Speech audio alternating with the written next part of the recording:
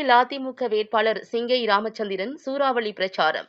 அதிகாலை முதலே தனது பிரச்சாரத்தை துவங்கிய சிங்கை ராமச்சந்திரன் தெற்கு, வடக்கு மற்றும் மாநகர் மாவட்ட பகுதிகளில் வீதி வீதியாக சென்று வாக்கு சேகரிப்பில் ஈடுபட்டார். கோவை கோட்டைமேடு மற்றும் ஒப்பனக்கார வீதியில் உள்ள பள்ளிவாசல்களுக்கு சென்று இஸ்லாமியர்களின் வாக்குகளை சேகரித்தார். மேலும் சிவானந்த காலனி, சாய்பாபா காலனி, காமராஜபுரம் மற்றும் பூ மார்க்கெட் ஆகிய பகுதிகளிலும் தீவிர பிரச்சாரத்தில் ஈடுபட்டு இரட்டை இலை சின்னத்திற்கு வாக்களித்து என்னை வெற்றி பெறச் செய்யுங்கள் என்று வாக்கு சேகரித்தார். முன்னதாக தேமுதிக பொதுச் செயலாளர் பிரேமலதா விஜயகாந்த் வேட்பாளரை ஆதரித்து சிங்காநல்லூர் பேருந்து நிலையம் முன்பு வாக்குகள் சேகரித்தார். அப்போது மத்திய மாநில அரசுகள் அளித்த வாக்குறுதிகளை நிறைவேற்ற தவறிவிட்டன என்று கூறி வாக்கு சேகரித்தார். உடன் அம்மன் கே அர்ஜுனன் மற்றும் கழக நிர்வாகிகள், கூட்டணி கட்சிகளான தேமுதிக, எஸ்டிபிஐ கட்சி நிர்வாகிகள், உறுப்பினர்கள் உட்பட ஏராளமானோர் கலந்து கொண்டனர்.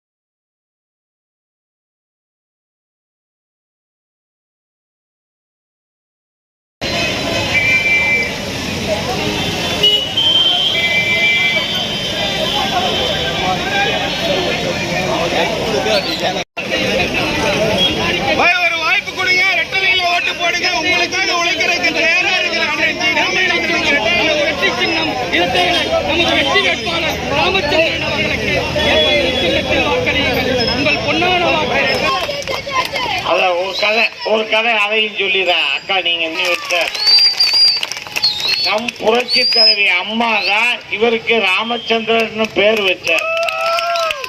அதன் பின் அம்மா அவர்கள் தான் ஐடி விங் மாநில செயலாளராக்குனாங்க. இவர் இன்னும் ஒரு படி மேல சொல்றேன், இவருக்கு ஐஐடியில படிச்சு மாசம் 15,000 ரூபாய் 15 லட்சம் ரூபாய் சம்பளத்துக்கு இவருக்கு ஆர்டர் வந்தது. அப்ப நான் மாவட்ட கழக துணை செயலாளர் இருக்கேன், சேமான் மாவட்ட செயலாளர் இருக்காரு. இவர் வந்து குடிக்க அந்த சப்பத்தினையே கொடுக்குறாங்களா? கொடுக்க மாட்டாங்க. பொறுமையா இருங்க. ஜூன் 4 நம்ம தம்பி வெற்றி நன்றி எழுதி போறப்போ உங்களுக்கு எல்லாத்துக்கும் நல்லது நீயே கிடைக்கும். எங்க அன்பு தம்பி சிங்கை கோவிந்தராஜ் அவர்கள் வரும்போதே சொன்னாரு, அண்ணா இந்த தொகுதி நீங்க நல்லா வச்சிருக்கேன்னு, நீ வந்து அதை விட எச்சா வைப்பா அப்படின்னு தான் சொல்லுங்க. அவரும் கொஞ்சம் உங்கள்கிட்ட ஓட்டு கேட்பார்.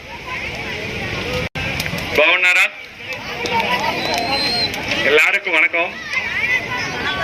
இந்த அருமையான வாய்ப்பு 36 வயதான எனக்கு இளைஞனுக்கு ஒரு பிஇ MBA பட்டதாரிக்கு எங்க இயக்கத்துல கொடுத்திருக்காங்க.